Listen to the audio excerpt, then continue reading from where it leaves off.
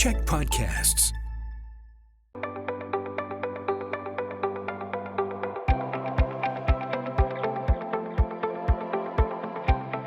Hi, welcome to Chamber Chats. I'm Bruce Williams. I'm the CEO of the Greater Victoria Chamber of Commerce. I would like to begin, as always, by acknowledging that I live and work in the ancestral territories of the Lekwungen-speaking nations, in particular the Songhees and the Esquimalt, and it's our privilege and honor to live and work alongside them every single day. You see my card? See there? That's my library card. We do things on this program that cover all parts of the spectrum of the economy, and we do this, of course, with the support of our friends at Island Savings, a division of First West Credit Union. I'm holding this up because we want to talk about the library. Have you been to the library lately? Like, seriously, have you?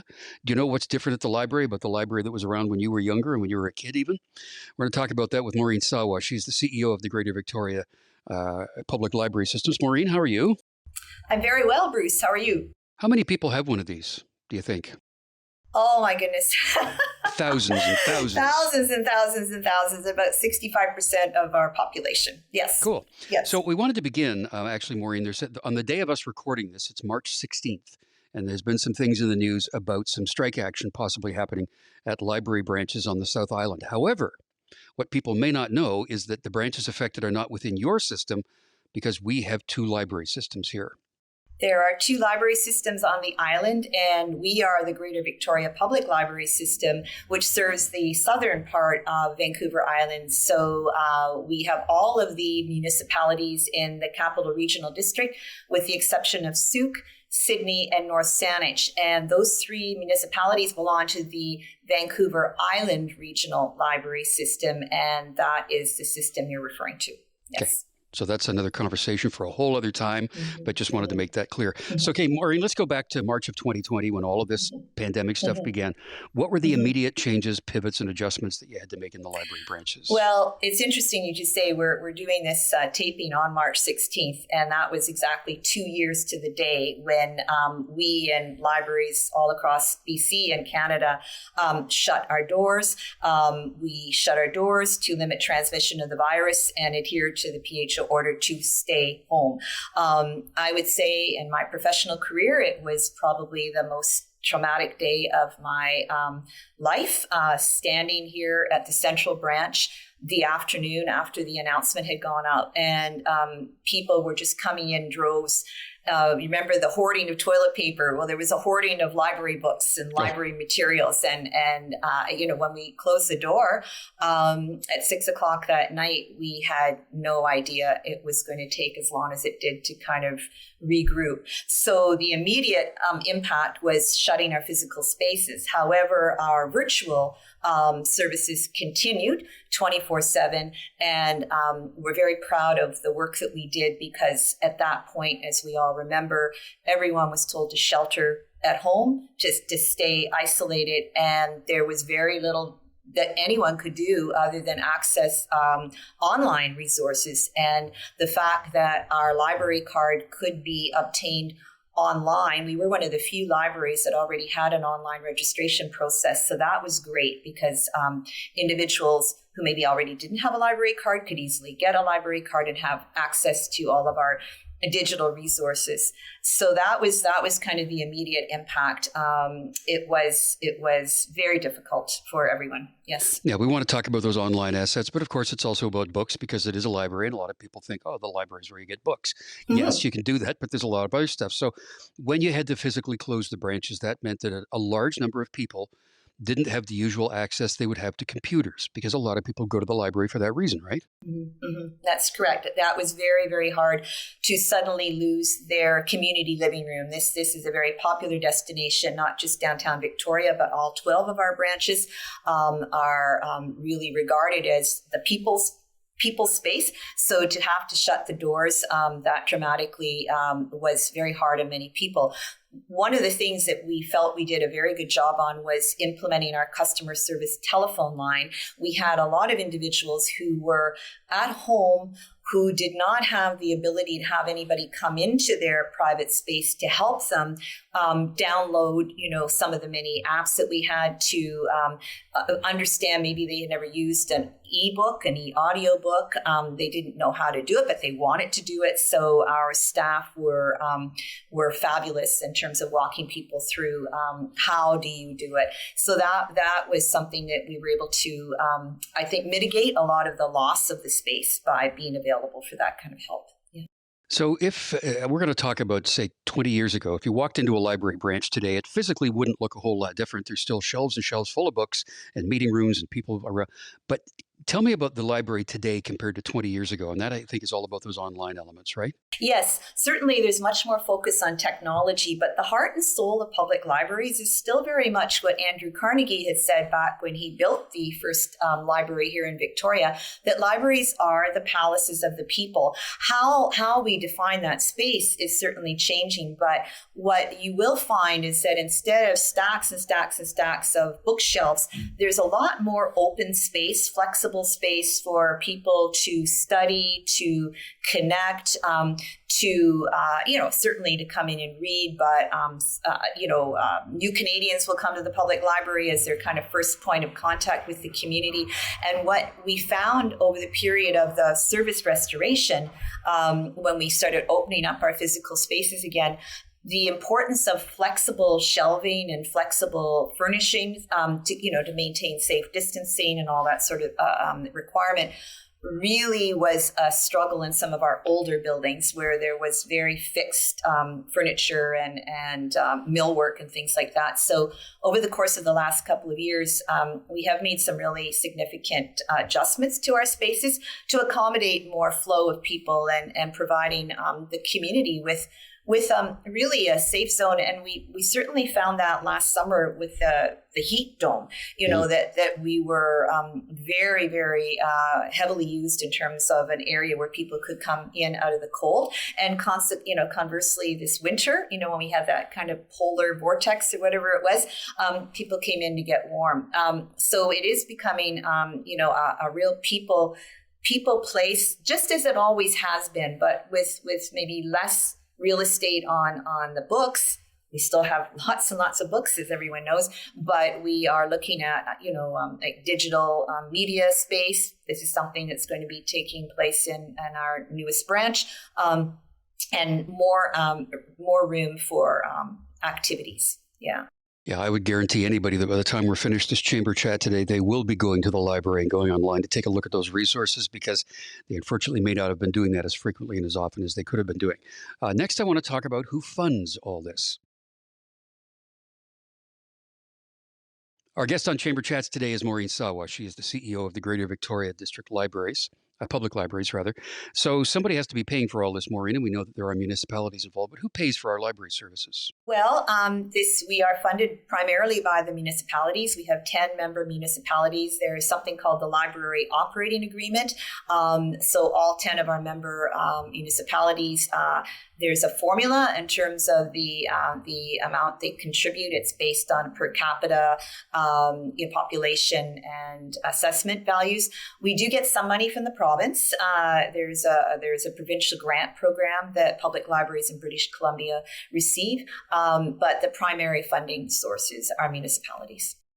So what that means is you can get better use of your tax dollars when you actually take advantage of the services offered by the library. I'm just saying, right? As a piece of infrastructure, I think we are quite heavily used by a vast range of people. So yes, please come and use this as much as you like. Yes, that card. There is a new card, Bruce. You'll have to we have a new look. Yeah. Change your mind about what you think of libraries, but that's the classic. Yes. I've had this for. I know. 12 years or something. Yeah. Anyway, so when you walk into the library, we'll kind of talk about the books right now and then go back to the technology stuff. All of those books that are on the shelves and the magazines and the periodicals, how is it decided as to which books are going to be there? Yes, we do have a collection kind of protocol. We have an entire department, collections, librarians that select. There's a variety of criteria. Every library intends to be responsive to its local community's interests. So we not only kind of keep an eye on what our demographic is, what our population is, but there's all sorts of selection tools, trends, popular interests. So it is a very kind of intentional process that we operate under. And again, best value for the budget dollar that we have available to us. It's getting more complicated these days because we now have to provide a balance between print materials and all the multiple formats, as you mentioned, in terms of technology. And one of the things that we found when we reopened after the initial days of COVID is that there was a huge appetite for digital resources. And that did not abate once we opened up again for our print materials, but that also didn't decrease. So we're running kind of a bit of a tightrope. And what's interesting is in the publishing industry for magazines and periodicals, quite a few publishers are opting to only publish online now rather than in print. So sometimes we don't have an option, but we can only provide the online format. Yeah, so if you're someone who likes to kind of go on the internet and poke around and find things, when you go to the library website, it's gvpl.ca, by the way. So Maureen, you mentioned ebooks, audiobooks, there's video there, there's music, there's learning opportunities. You know what I got fascinated with was the research part that's online, because you can do, I'm going to read from a page here, you can do Ancestry stuff. You can take a look back at your, you can learn how to fix your car. You can take a look at laws and stats from BC. Tell me about that portal. Well, there's a number of kind of specific resources that we subscribe to. Something like LinkedIn Learning, for example, is incredibly popular. There's hundreds and hundreds of learning modules, everything from photography to project management, that you go through the index. And it's in terms of self-directed learning, there's just a real abundance of topics. Something called Niche Academy, that is a program that you can then, maybe some of these programs you don't know quite how to access. It kind of talks you through. We've actually used it for some of our own GVPL learning. There are children's materials specific to children. So many things. It's almost hard to describe. So I would urge you to our viewers, listeners, to check out gvpl.ca. Currently, gvpl.ca will take you directly to the library catalog. That's our landing page right now. So you certainly can find what you're looking for. And the array of digital resources is quite tremendous. And this, I'd like to make that point, that this was something that we really accelerated as a result of the closure, that it was imperative for us to expand the online resources that we had. And that was not expected at the time. Instead of, I think someone once said that we did 5 years worth of work in 5 months. So it was a pretty good pivot, I thought, on behalf of our staff. Yeah, there's lots of national and international news material available, reading suggestions, things on how to reduce your impact on the environment is all there. Next, though, we want to talk about, since we are going back in person, there are things we can do at the library in person to enrich our knowledge too. We'll talk about that. Maureen Sawa is our guest today on Chamber Chats. She is the CEO of the Greater Victoria Public Library. So you're going back to in person, but we can go to the library and do stuff. We can learn things. We can participate in things. Tell me about that. So what we've been able to do is really open up our study spaces. So, what we find, what people were really, really yearning to return to, was to come to a public place where they could be independent but not alone. That like many of our community members are living in, some fairly close quarters at home, and to get away from the home environment, to that kind of third place. Not school, not work, but outside of the house where you can kind of get some concentrated time. So we have reopened that area for independent study. We are gradually getting back into events. We are doing quite a lot of virtual events online, but the space expansion is still in progress for in-person programming, but certainly we've done a lot with outdoor events. The courtyard at the Central Branch, for example, our seedy Saturdays have resumed again. So people that are interested in borrowing seeds, that there's a great program there. So we're gradually getting there, but our spaces have pretty well, not fully back to capacity, but very, very close. Mm-hmm. Yeah, I mean, professional development, education, seniors things, Indigenous education has all been a part of this. There's something that you and I have discussed before. I mean, not in a chamber chat. Something called a living library. I think it's just the coolest thing. Tell me about the living library. Sure. And it's sometimes called human library. Human library is kind of where it started in Europe. But the living library basically brings people together for a dialogue. And if you could imagine the notion of living books. So if somebody wanted to know what is it like to be the CEO of the Chamber of Commerce, we could maybe say, Bruce, we would like to borrow you for a half day and put you on the shelf with other human books or living books. And then, the model is then that individuals could say, hey, I would like to talk to someone who's just come here from Syria. I would like to talk to someone who is, of a different culture. I don't really understand. And it was intended to kind of break down barriers, encourage conversation between people that might not necessarily ever have the opportunity to engage in a conversation. So GVPL in the past, we have offered variations of living libraries. We've done different formats.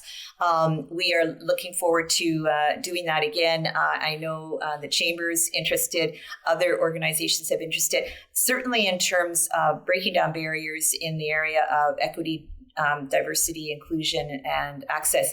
It's a wonderful mechanism to bring people together in a what I would call a safe environment to have conversation. Mm-hmm. Yeah, we have a committee that's been created here at the Chamber called the IDEA Committee, which is Inclusion, Diversity, Equity, Advancement Committee. Yes. So that's where we had talked about that element. I mean, it would be fascinating to hear the story of someone who came to this country after spending time, say, in a refugee camp to find out what that's all about. So those are the stories that can be told.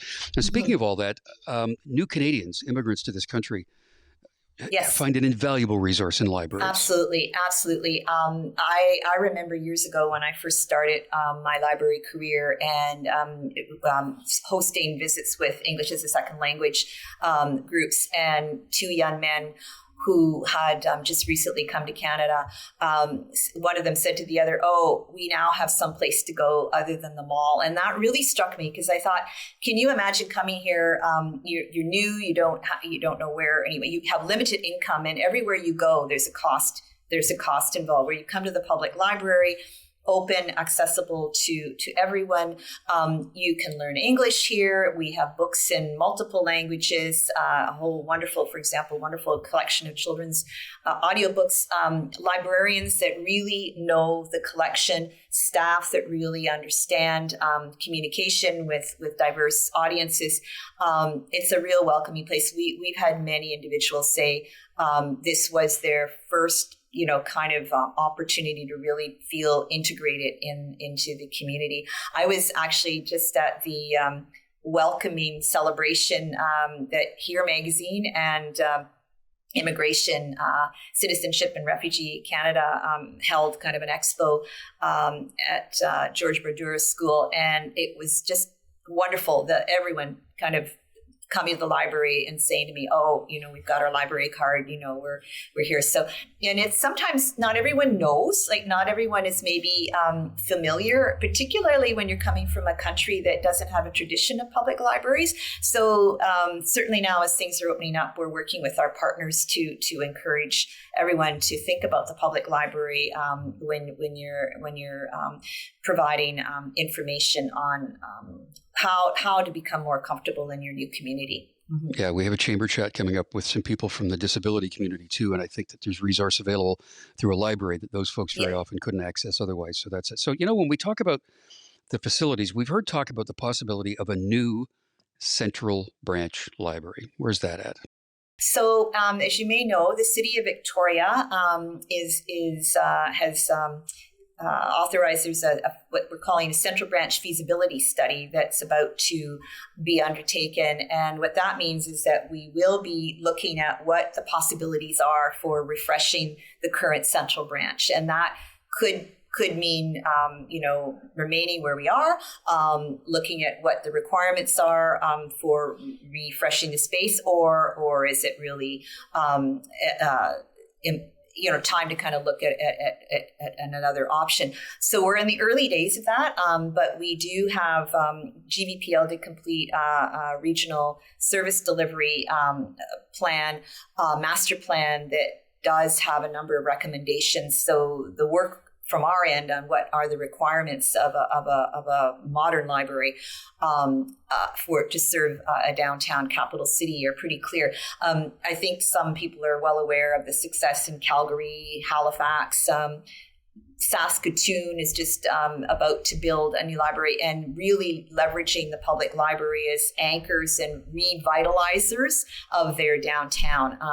There's so much more that we could be doing if we had a space that really allowed for all that our staff are capable of delivering. Mm-hmm. Yeah, and the shiny new branch in Esquimalt is also coming to be. So just to wrap this up here, when you talk about what these new facilities will look like and the changing role of a library and the alignment with technology, what does the library of the future look like? Because, of course, technology will be more and more and more a part of that. So tell me what's it look like? I'd say that, as you say, the technologies have really changed the way people gather information and consume information. But I think what we're finding is that people who are independent business people or entrepreneurial, again, as I mentioned earlier, looking for a place to kind of come and think. I think it's really what I said earlier is that it is a place for people to gather and connect. I know I did a class visit years and years and years ago, and I asked that very question to a class of grade 4 students, and they thought what a new library should be with the books. If they thought about the book they wanted, the book would fly off the shelf and come right into their hands. So there's many ways of looking at it, but I do believe that bigger, more flexible space, really a beacon for a community that everyone knows that they're welcome, and technology, certainly, how can we increase access? Because as you said, for many people, a public computer at the library is all they've got. The internet access, the Wi-Fi access is really fully utilized. So I think that will go on for quite some time. And the space, my wish when I look at our branches is just that we just have more room to do that kind of learning and sharing that you've described, because that's so important. Yeah, I might be old school with my library card, but the virtual stuff is fascinating on the website. gvpl.ca is the website. Maureen Sawa is the CEO of the Greater Victoria Public Library. Thank you, Maureen, for your time and for all you do. Thank you very much for giving me the opportunity to talk about the library. Thank you. Yep, you bet. And thanks to the folks at Czech Television, as always, for producing this feature. I'm Bruce Williams. We will see you again for another Chamber Chat.